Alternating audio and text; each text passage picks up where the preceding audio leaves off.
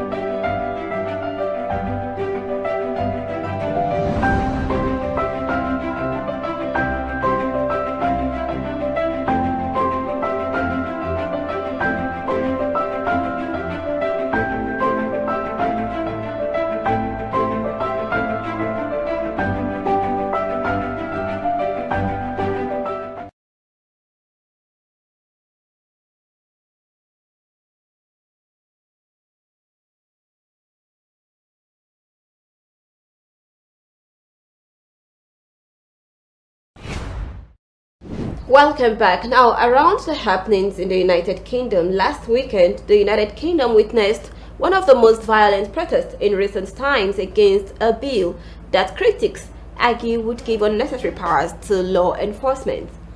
On March 21, that was on Sunday, protesters and the police clashed in southwest England's Bristol city after some people engaged in violent disorder. According to Avon and Somerset police, 7 people were arrested for causing damage to police vehicles and other properties outside Bridewell police station.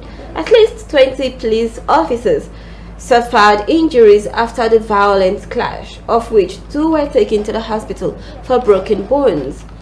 For more updates on this, I'm joined live with Kennedy Omadoye, a retired London Metropolitan Police officer of 17 years and a security analyst. All right, Kennedy, thank you very much for joining me. How is UK today? It's a bit, how should I say, a bit overcast today. How are you, Dakore? Okay. I'm very First well, time on your thank you. show. Thanks for having me. Thank you for having me. Welcome to the show. Okay, hit us with the happenings around the United Kingdom and its environs. Let's know what's happening security-wise. So you have this new police bill, which is currently going through Parliament. I think it's been referred to, it's passed its first hearing in the lower house, which is the Parliament. It's now been referred to committee. Essentially, it deals with, as you're well aware, I don't know if you're aware of protesting in the UK over the lockdown. In fact, Dakore, as you know, Britain has a long history of public demonstrations and public disorder. I can hack back to when I was serving as police officer. You had the London riots or London protests of 2011. You also had the Extinction Rebellion protests in 2019, which I was a witness to.